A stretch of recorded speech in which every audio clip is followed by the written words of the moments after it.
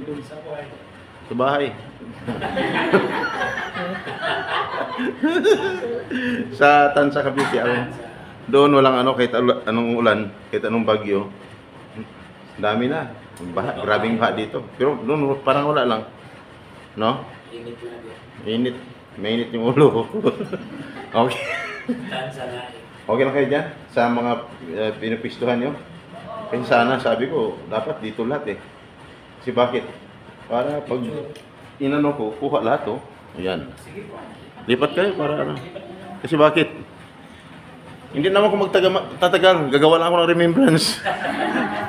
Remembrance nyo. Oh, yan, para sama-sama. Yan. Yan. Para wala nang daming ano pa. Yan. O, di ba? O, kita lahat oh. Pag doon, nako. Pag bigaya ng biyaya mamaya, ay unahin dito. Ladies Oh. first pa naman ang 3 minutes. Pagkatapos ng 3 minutes, hindi pa tapos ang bigay ng certificate. Yung iba, balik na lang kinabukasan. O, di, papayag ba kayo? Babalik kayo kinabukasan? So, siyempre, hindi. No? Okay. So, kung malamig yan, hayaan nyo, iinit din yan mamaya. Okay. O, di, kitang-kita, oh. Parang nandito lang kayo sa lapit. Ano ko? O, lapitan ko pa. Maganda kasi, pagbuo.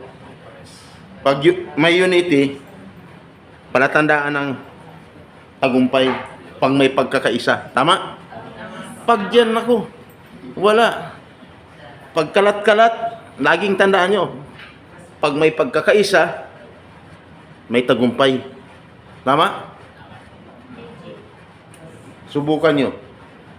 Kung makapag-isip na kayo, sa sunod na eleksyon, tatakbo ka. At pag may pagkakaisa, lahat matutupad. No? may pagkakaisa parties. Oh. Pag walang pagkakaisa, ang iniisip mo lang, manalo lang ako. Ang purpose ko lang, gaganti lang ako pag panalo ako. Wala rin. Hindi ka rin magtatagumpay. Tama? Pero kung nasa isipan mo lagi, no? Pagkakaisa, may patutunguhan ng bawat isa. Tama? Pagkakaisa! Kaya dapat sama-sama! Tama? Para sa magandang kinabukasan, pag ako'y nakaupo, lahat ng presyo magbababaan. Ay, parang kilala ko eh. Lalong tumaas ka ang presyo. May nag-react. Lalo daw tumaas ng presyo. Okay. Bigas eh. Ano? 60 na. Hindi pa rin makalimutan yung presyo ng bigas. Huwag mo na kayo sa akin lang. Sabi ko magkakaisa. Pag may pagkakaisa, may tagumpay. Iba, naalaala pa rin yung naalaala pa rin yung 20 kilos na bugas. Bugas? Na bigas, ano ba yan? Ano ba yan? Huwag nyo nang isipin yun. Mag-isip na lang kayo ng panibagong buhay. Correct. No? Na kailangan, huwag lang kayong umasa. Ang importante makaalis at magtagumpay pagdating sa labas sa bansa. Ayan lang. Ayan nyo, wala namang perpekto. Kahit sinong pangulo ng kaupo. Wala nang perpekto. Dati si President Duterte, binoto ko, nanalo. Nung after ni President Duterte, binoto ko si PBBM, nanalo. Kaya lang, hindi lahat na nakakaupo ay perpekto. Tama? Ang isa lang na perpekto doon, yung pangalan niya ay perpekto. No, may apelido yun. No? Kaya wag natin isipin, burahin na natin sa ating mga isipan yung mga ganun-ganun kasi maguluhan lang, no? Kaya ang pananawagan ko sa aking mga kababayan, Luzon, Visayas at Mindanao, lahat tayo ay dapat magkaisa, no? Sama-sama. Sama sa tagumpay. Kaya, ayos, no? Pagdating ng 2025, huwag niyo akong kalimutan na lahat ng pangako ko ay aking ipapato. Sabi ni iba, eleksyon na yata to eh. Nako, huwag niyo na isipin ng eleksyon basta pag nagbumoto kayo, nasa labas kayo, nagboto lang ng boto. Ang gagawin niyo para patas, habang may sinisidan ka doon o anong minamarkahan ka doon, pikit mo ng mata mo kung sino doon matapatan, o yun na yun, para patas talaga. Ano? Ganun lang simple. Naku, Huwag ka nang umasa sa mga politiko, walang mangyayari sa buhay. Kaya na mas lalong hirap yung bayan natin. No? Pag tayo ay aasa sa mga pangako. Tandaan nyo, tayo ay mga bayani. No? Sabi niyo ba, bayani ba kami? Sir, maniwala ka ba na bayani ka? Ikaw yung nakapula, sir, maniwala ka ba? Ha? Oh. I-encourage kita, sir. Palakasin ko yung kalauban mo. Tandaan mo, sir. Kahit ganyan ka lang. Lagi mong isipin, bayani ka pa rin. Sir, bakit ka? Or bakit? O paano ka naging bayani? Di ba, Alicia, sir? Pagdating sa labas ng bansa, magtrabaho ka. Magpapadala ka, malaki o maliit man padala mo sa Pilipinas, magbabayad ka. Yung tax, no? Sa mga remittances, may mga taxes yan, di ba? Magbabayad kasi. Kaya wala kang magawa, magbabayad ka. Kahit hirap na hirap ka doon. Kukumpi lang, pira mo, padala ka sa pamilya mo, magbayad ka pa rin. Kasi yung batas eh. Okay? Ngayon, pag nakapagbayad ka doon sa tax, saan ipapasok yun? Eh di, siyempre, sa kabarang bayan. Tama? Ang tanong, isigaw nyo, sino ang nakikinabang? Ha?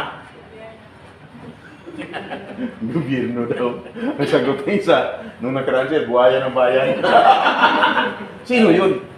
Eh, galit na. Huwag kayong magalit sa gobyerno. Eh, ang gobyerno, sino ba yung gobyerno? Without people. Sinasabi, there is no government. Ang ibig sabihin, kayo pa rin yun. Gobyerno, no? May pinagkakatiwalaan lang, no? Yung mga nakaupo, sino yun? No? Yung mga matataas ang tungkulin, sila po ang pinagkakatiwalaan. Kaya binoto sila ng sambayan ng Pilipino. Okay? Ganun ka simple, linawin ko. Ngayon, sir, tiwala ka na ikaw ay bayani. Kung talagang duda ka pa rin sa sarili mo, pag uwi mo may ng bahay, hindi ka pa rin nag-iisa doon.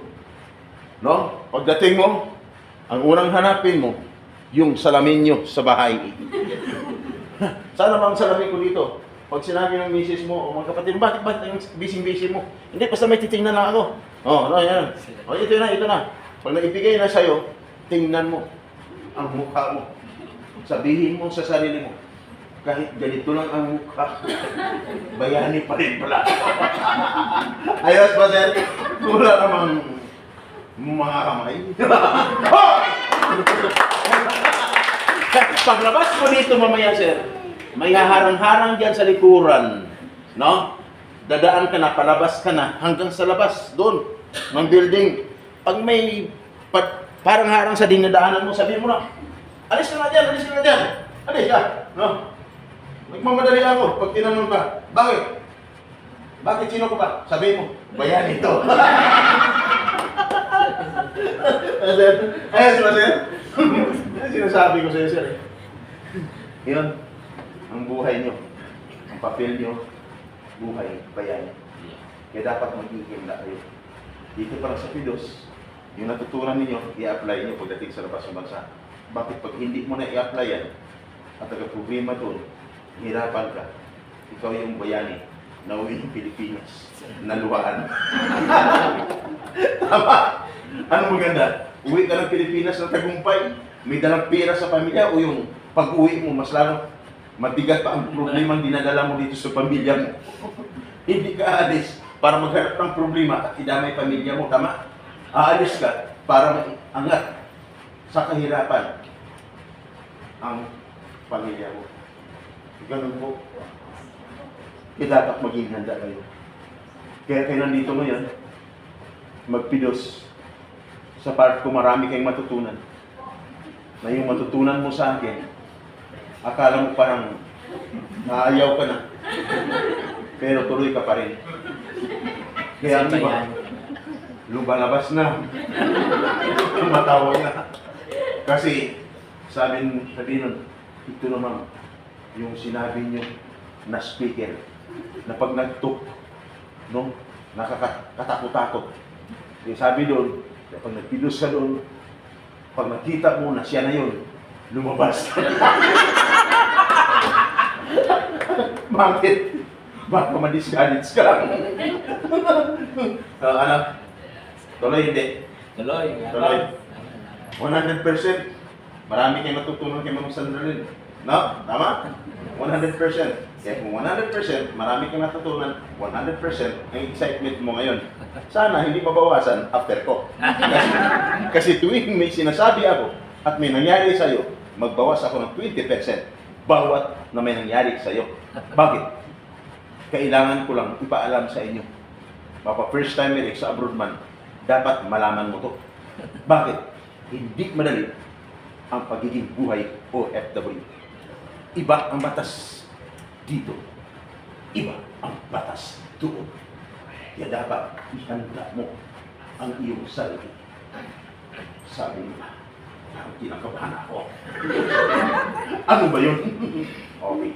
Magtatanong lang, sino ang mga ex-abroad? Taas yung mga kamay. Isa na lang ang ex-abroad. Dalawa. First timer, taas yung mga kamay. Halos lahat, first timer, welcome po sa inyong lahat.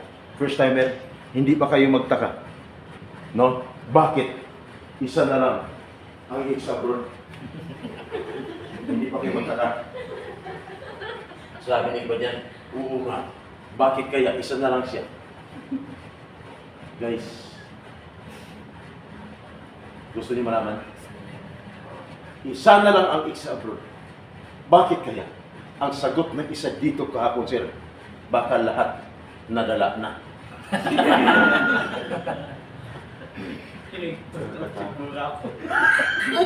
Dito, titigas talaga ang Seymour. Wala ka lang Sa katawa.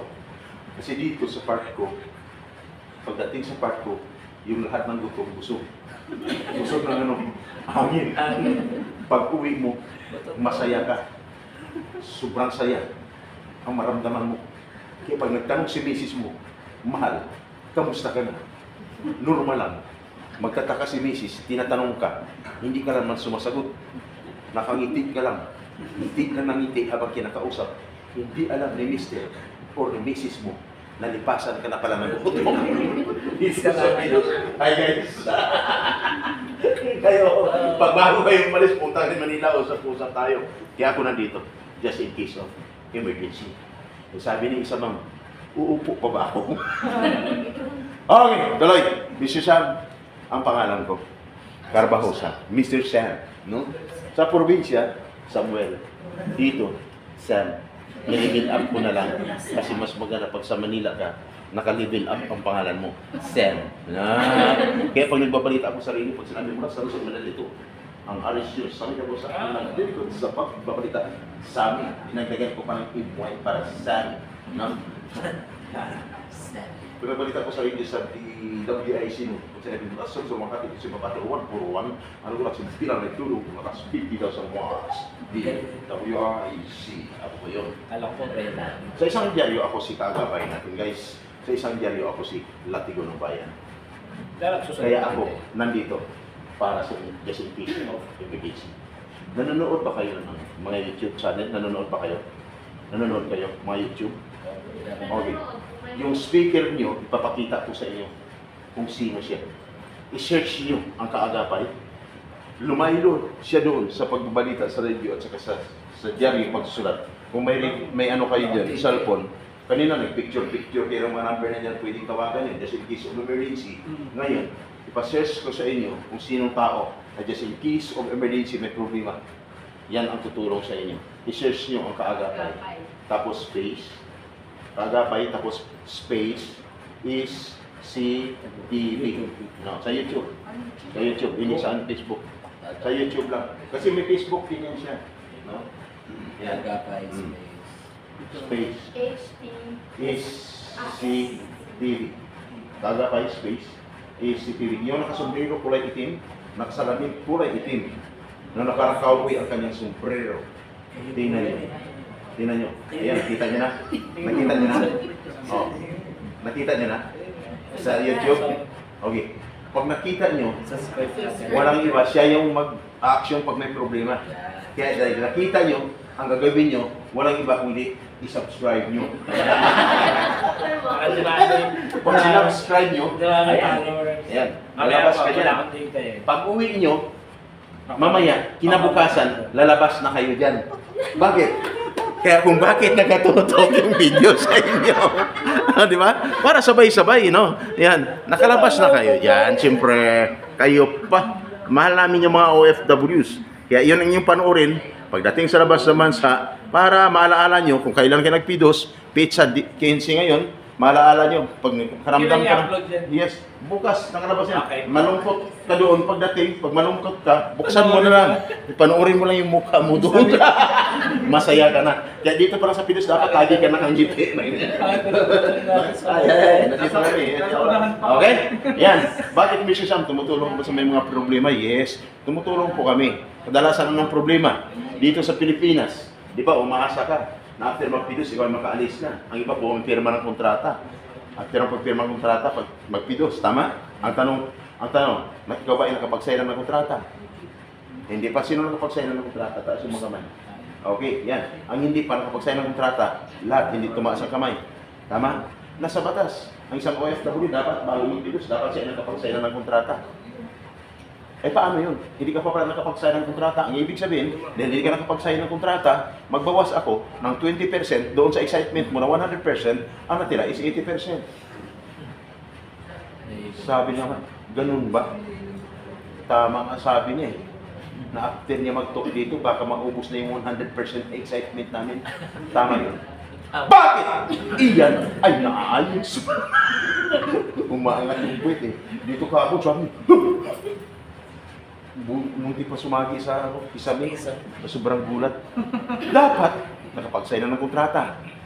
Kaya kung hindi ka nakapag-sign, ulitin ko, 20% ang ibabawas ko doon sa 100% na excitement, ang natira is 80%. At dapat mula nag-apply ka ng visa, dapat 60 to 90 days prior, 2 buwan hanggang 3 buwan, mula nag-apply ka ng visa, dapat wala ka na sa Pilipinas. Dapat nasa labas ka ng bansa, at dapat wala ka na ngayon diyan sa iyong inuupuan. Sabi nila, ha? Bakit kami? Nandito pa rin kami. Nag-online na lang kami kasi ang tagal na namin. Apply, hindi ko rin pinakalas. Tama? 60 to 90 days prior. Kaya kung nangyari sa'yo, na ibig sabihin, another 20%, ang ibabawas ko, ang natira is 60%. Doon sa excitement mo na 100%. At dapat, sisigurin bakit ka makalis. Kasi hindi ka lang nakapag-sign ng kontrata, hindi ka lang nakapag-pidos, ang iba nakapagbayad ng placement fee, tama? Ang tanong, pag nagbayad ka ng placement fee, ang sarili mo is 20,000, magkano dapat ang maging placement fee? Dapat equivalent of 1 month salary. Sabi niyo ba? Ha? 1 month salary? Bakit sa akin? Sobrang laki. May ibig sabihin, another 20% ang mababawa sa'yo. Ang natira is 40%. Sabi niyo ba? Ano ba to? Sobrang laki daw. Dapat nakapag katumbas sa isang buwang sahod pagdating sa labas sa bansa at dapat pag nagbayad ka sa lugar sa Jollibee, sa Shopping, sa Macdo, sa Max Mall, Hotel o Restaurant, wala sa nabanggit ko na lugar. Dapat saan? Sa loob ng agency. Sumigaw ang isa dito kahapon. Sir kami, sa Gcash. Ingat sa pagbabayad ang placement fee dapat sa loob ng agency. Malinaw? Kung nangyari sa'yo, hindi ka nagbayad doon sa loob ng agency, another 20% na naman ulit ang mababawas sa 40%. Ang natira sa excitement ko is 20% na lang. At dapat, are you there? Nandyan kayo. At dapat, pag nagbayad ka, ay meron ka ako lang resibo. Sabi ng iba, ha? Resibo? Bakit kami wala? Kaya kung nangyari sa'yo, normal lang yun. Ibabawas ko pa yung 20% na natira. Wala nang natira sa'yo ngayon sa excitement mo na 100%. Tama? Kaya dapat maninigurado kayo. Bakit, Mr. Sam? Anong batas na naging basihan na kami ay nagka-problema? Batas ng Republic Act 1842 of Anti-Illegal Recruitment or 10022 as amended of Anti-Human Trafficking Violation. That is a lifetime imprisonment. Kaya kung nangyari sa'yo, Meaning to say, you are a victim of illegal recruitment. Sabi niyo ba? Ha? Biktima na pala kami. Kaya dapat ingat. Magtatanong na ako. Tuloy hindi. Tuloy. Si Ma'am busy. Ma'am, anong nangyari sa'yo, Ma'am? Busy. Mukhang wala ka nang natutunan. Ma'am, tatanungin kita mamaya. Sabihin mo, tuloy-tuloy, na nagpipidos kami. Wala akong matutunan. Di ba, Ma? Napaspaso pa ito. Tawag daw po yung Busy. Sabi ni Isin, magbayad ka na. Huwag ka mag-steady dyan, kasi kung nag-steady ka dyan, hindi na hindi ka na magbabayad sa'yo, hindi na kami magbabayad, hindi ka na magbabayad sa amin, hindi ka na namin pwede. Hindi pa naman talaga kami taga-agency, taga-labas lang kami. Ginagamit na namin ang pangalan ng agency, guys, ingat. Ingat ha. Lahat ng transaksyon ay dapat nangyayari sa loob ng agency at dapat mayroong pagkulang resibo. Tama? Hindi po kayo alis para maghanap ng problema. Hindi ka magpidos dito para na parang wala lang, kukuha lang ng certificate na wala kang natutunan. Tandaan, hindi madali ang pagiging buhay o FW. Alamin mo ang iyong pinapasukan. Alamin mo kung ano ang pinasukan mo. Kaya ka na dito. Malinaw? Narinig niyo man sa atin lahat, nakakatakot man, guys, kung anong mangyari sa inyo sa labas, i-inform ang agency. I-inform ang agency. Bakit? Kailangan nilang malaman kung anong nangyari sa inyo sa labas. Kasi bakit? Pag nagkahulian na sa labas, tapos hindi alam ng agency, may tendency madadamay ang agency. Bakit? That is an accessories of the crime. Kung anong kaparusahan ng nahuli sa labas, kaparusahan ng nakausap mo sa loob ng agency. Kaya dapat ingat. Ingat! Sa ngayon walang tigil. Kaya iba, sa loob pa lang ng pilos, nagmamadali na. Pero hindi alam, after magpilos, tumatawag na, Sir, ang tagal na namin, hindi pa rin kami nakalis hanggang ngayon. Kaya sana huwag mangyari sa iyo. Ma'am, first timer ex-abroad. Ex-abroad? Ma'am, dahil ex-abroad ka, ako'y magtatanong sa iyo. Nagpilos ka ba noon? Okay. Ilang taon ka sa labas ng bansa, ma'am? 2 taon na. Sinong 20 years dito? 15 years? 10 years? Meron? 8 years? Meron? Wala talaga. Ikaw ang pinakatagal, ma'am. Ikaw, ma'am, ilang taon ka sa labas ng bansa? 5 years. Ma'am, 2 years ka. Ibig sabihin, isang alis mo pa lang. Nung magpidos ka noon, ma'am, saan ka nagpidos? Saan? Dito, doon lang po. Ah, doon, hindi dito. Dapat doon ang sabihin mo, kasi doon. Hindi dito. Pag sinabing dito, SIM card yun. Ma'am, nung magpilos ka doon, nakita mo ba ako noon? Hindi. Tama naman ang sagot niya. Tama.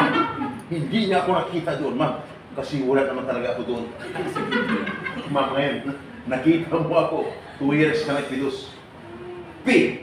Sa litra, sa word na pidos. Di ba pidos? P stand for what? Ang P stand for what? Ma'am, si ma'am ang tinatanong ko, pare ikaw. Kasi ang sagot ng isa dito na, ma'am, 21 years sa labas naman sa P, sabi ko, ma'am, anong ibig sabihin? Sabi niya, Philippine. Talo ka doon. Talo ka, ma'am. Nakasagot siya eh. Naunahan ka. Ano, di ba?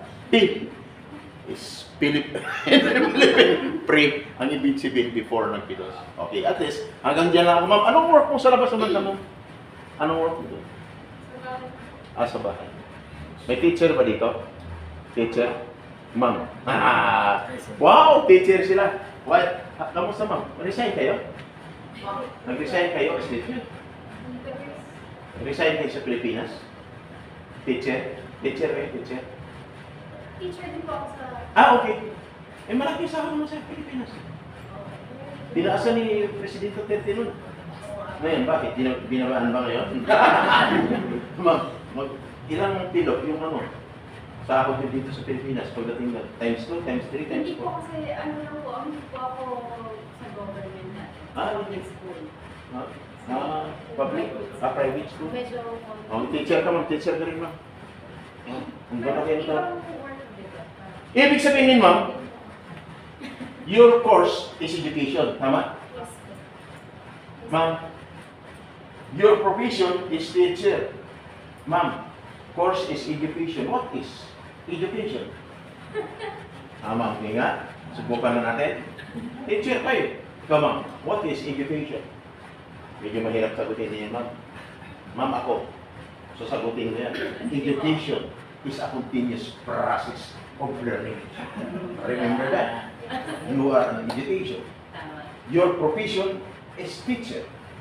What is teacher, ma'am? Medyo mahirap sagutin yan, ma'am. Ma'am, ikaw. What is teacher? Ilang taon ka sa experience sa pagtuturo, ma'am? Principal, question ko nung hindi makasagot-sagot sa akin. Ikaw, ma'am. Ilang taon? Ngayon po. Doon dito sa Pilipinas. 2 years pa 2 years pa lang po. Kayo, ma'am? Naging karanasan mo as teacher sa Pilipinas? Matagal-tagal din. Mahirap lang talaga sagutin yung teacher. Ma'am, kikilare ko sa'yo, sabihin ko sa inyo, teacher is a noble profession of the universe. Without teacher, walang iba-ibang mga course na yun. Tama?